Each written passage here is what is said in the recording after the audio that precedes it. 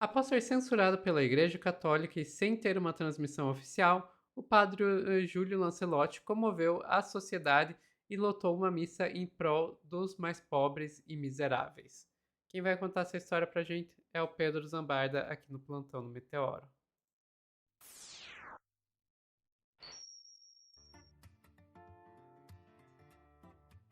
Opa, aqui Pedro, vamos lá. Entrou o Erro primeiro. meu, erro meu. Imagina.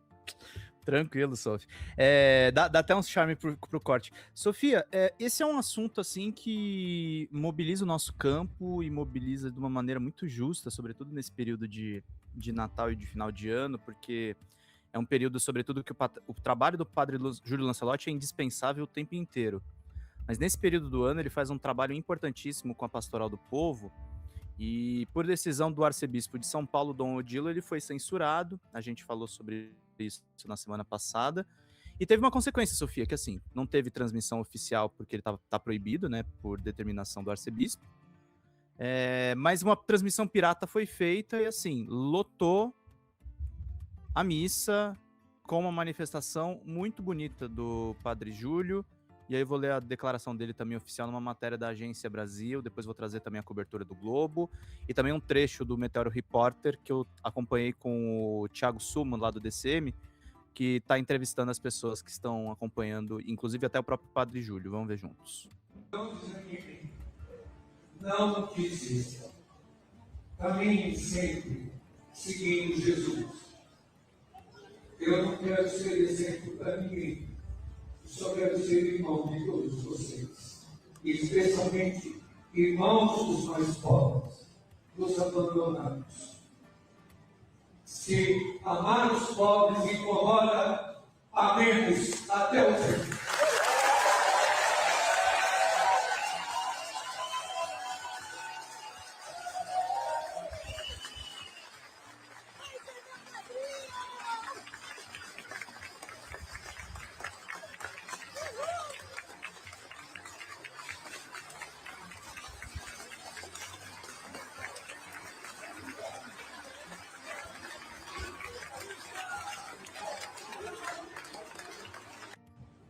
Sofia, lotou, e aí eu vou trazer alguns detalhes de como foi essa cerimônia, né? Padre Júlio diz que há conspiração contra o trabalho da pastoral de rua, diz a reportagem aqui do Bruno Bocchini, repórter da Agência Brasil. Em sua primeira missa dominical, após ser proibido pela Arquidiocese de São Paulo de transmitir o rito na internet, Padre Júlio Lancelotti disse neste domingo, dia 21, que as ações da pastoral da rua, que atende as pessoas em situação de rua, estão sendo vítimas de uma conspiração. Eu não sei o que vai acontecer nas próximas semanas, porque assim como nós nos juntamos para dizer que somos irmãos, muitos se juntam também para conspirar contra. Assim como nós nos juntamos para rezarmos juntos, outros se juntam para conspirar, para fazer formas de destilar o seu ódio, disse o padre no final da missa, após listar uma série de atividades desenvolvidas pela pastoral. O que é interessante é que é que os que atacam não conhecem a história, não sabem tudo que foi vivido, acrescentou ele em outra parte da sua fala. Religioso lembrou das ações sociais desenvolvidas no centro de Santa Dulce, na Casa Santa Virgínia e na Casa Santa Senhora das Mercês. Quem quer saber o que é feito é só visitar os trabalhos, é só ir em uma dessas casas. O pão que é feito na padaria, que é mantido pela doação de todos, se faz ali 2.000 pães que são divididos em muitos lugares e aqui também. Nada disso é custeado pelo poder público e por nenhuma outra instância. É pela boa vontade de todos, acrescentou ele. Padre Júlio voltou a defender grupos descriminalizados, como os moradores de rua, os sem terra, os povos indígenas, os negros, os palestinos e as mulheres. Até o fim, nós estaremos com aqueles que lutam pela terra, pelos povos indígenas, pelas mulheres, pelos negros, por todos que são discriminados pela Palestina livre. Mesmo que em alguns momentos sejamos diminuídos, alvejados e feridos, mesmo machucados e sangrando, nós amaremos até o fim. Apesar da proibição do religioso de utilizar as redes sociais, a Rede Jornalistas Livres transmitiu ao vivo pelo Instagram a missa do padre neste domingo. A Arquidiocese de São Paulo foi procurada pela Agência Brasil durante a semana, mas não se manifestou sobre isso. Sofia, eu acho que o Lula devia se manifestar sobre isso aqui, tá? Eu acho que isso aqui tá muito sério. Para ficar só no âmbito religioso, porque é um trabalho, como o Padre Júlio falou. Você não precisa gostar do Padre Júlio Lancelotti, gente. precisa gostar da população de rua que é atendida por ele. O Globo postou algumas imagens aqui, tava lotado, abarrotado de pessoas. Porque é isso, o trabalho do Padre Júlio é reconhecido, gente. É reconhecido nacionalmente. E aí o Suman traz uma questão mais complexa na cobertura, porque a primeira tendência que a gente tem, eu não tô passando pano de forma nenhuma, se ele tiver culpa no cartório, eu vou ser o primeiro a falar. Mas o Suman diz que, na verdade, isso está sendo motivado por uma perseguição muito grande do MBL e da extrema-direita, tá? Embora eu não confie nada do Dom Odilo. Eu fiz uma entrevista grande com o Suman lá no Meteoro Repórter, e aí eu queria trazer um trechinho só pra gente saber o que os jornalistas estão apurando sobre essa história. É bom a gente amplificar o que a gente está fazendo. Você sabe que começa com o Dom Odilo, né? Eu falei com o Padre Júlio no domingo já. Né? No domingo eu tentei uma entrevista com o Padre Júlio para segunda, já começava a repercutir a declaração que ele havia dado na missa de domingo, dizendo que as suas entrevistas, que as suas missas não seriam mais transmitidas, que ele sairia das redes, daria um tempo e tal.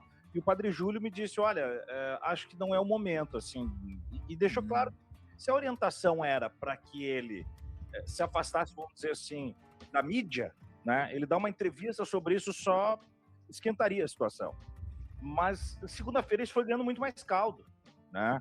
Porque, vamos combinar, a Igreja Católica é conhecida há 1000 anos pela sua relação intramuros, né? Pela forma como conduz tudo dentro dos gabinetes.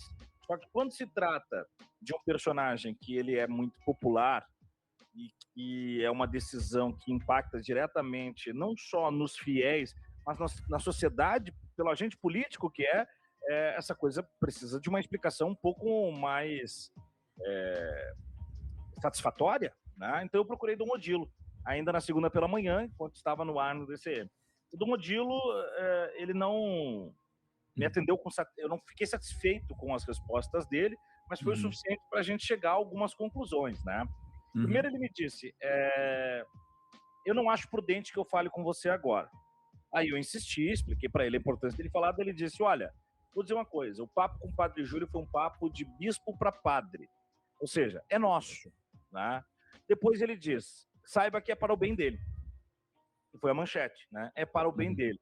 Isso até muita gente já tomando uma deliberada posição diante da informação prévia, já até começou a criticar, castigar com as campanhas, que a internet tem muito disso também, né? É tudo muito visceral, a castigar o Dom Odilo, sem que a gente tenha ainda um mapeamento mais coeso da coisa, porque realmente pode ser para o bem dele, né? Mas as pessoas entenderam já imediatamente que é uma censura, e eu li comentários do tipo, alegando que é uma censura para o bem, a igreja já matou mulheres, a igreja já fez... Não, mas calma que, né, as coisas ainda estão mal explicadas. Eu acho que o grande erro, né, para usar um termo até cristão, o grande pecado de Dom Odilo é não ser mais transparente na comunicação.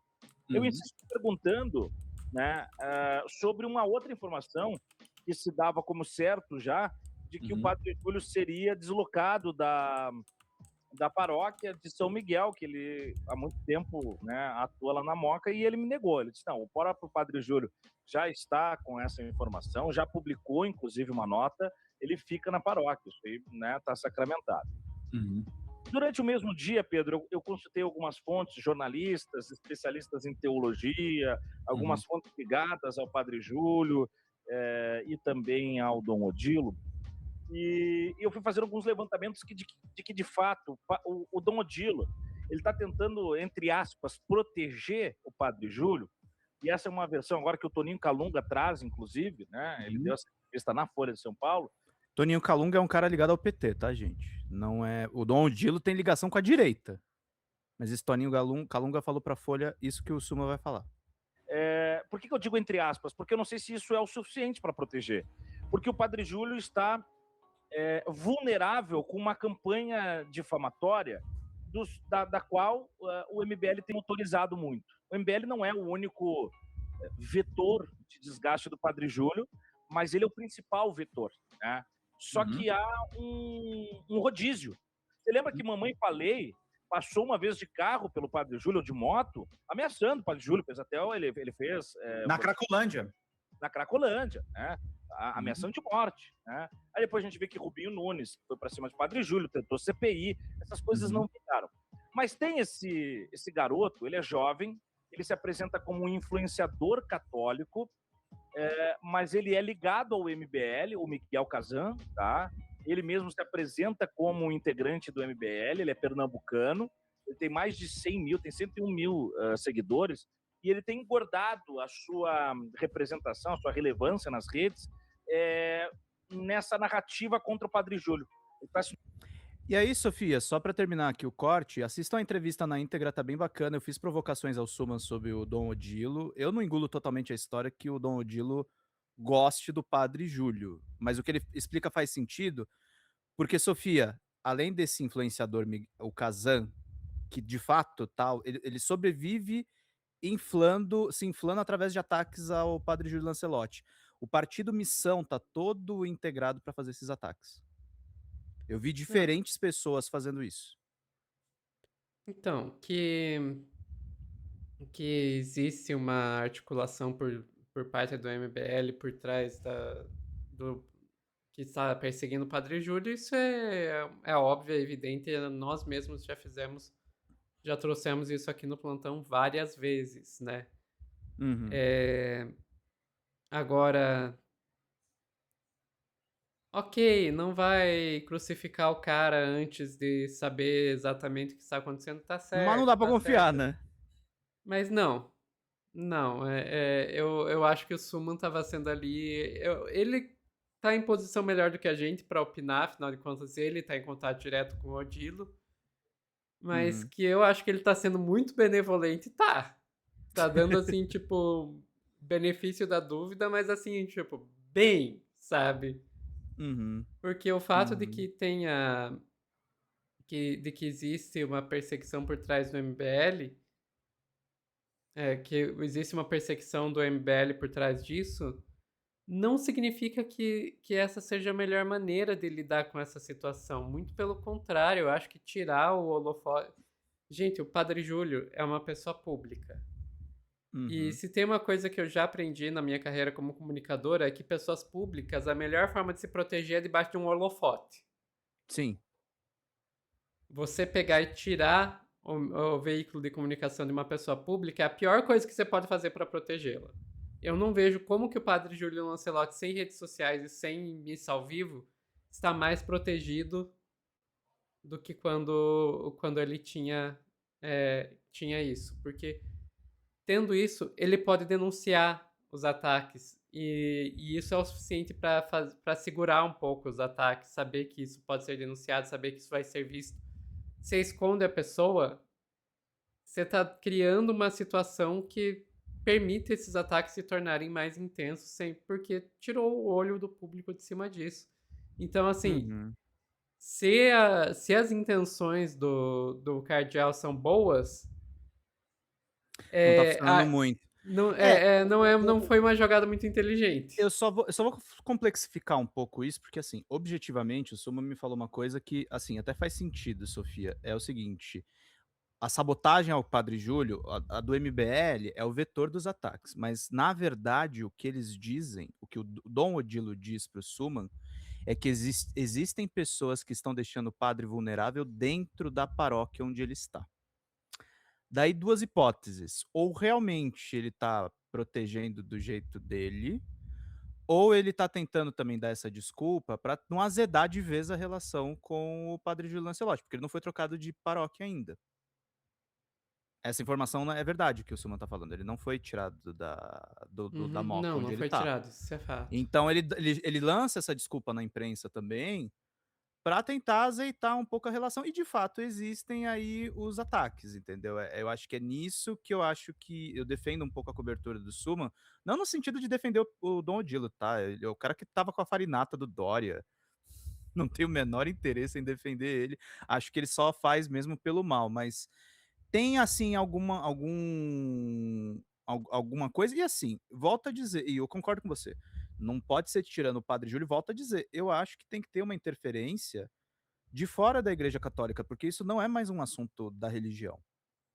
Isso é um assunto de pessoas que estão passando fome nas ruas. Eu acho que as Uhum. figuras públicas tinham que se posicionar. Se não, presidente Lula, o pessoal vai falar assim: ah, Pedro, mas você está tirando muito alto. E o ministro da Secretaria Geral da Presidência, o ministro Guilherme Boulos, que está fazendo o governo na rua, não está na hora de dar um toque, toque, toque lá na igreja do Padre Júlio para conversar um pouco sobre esse assunto, Sofia? Pois é, com certeza. Que o ministro pode fazer isso, gente. E assim, essas pessoas não podem ficar desamparadas. Eles estão sendo alvos, e aí eu vou trazer mais outro dado objetivo. Esse eu apurei, tá? O MBL tem uma ligação orgânica com construtoras em São Paulo. Então, os ataques da especulação imobiliária contra o Padre Júlio são reais. Eles não querem pobre, eles não querem pessoa trans pobre na rua sendo atendida pelo padre.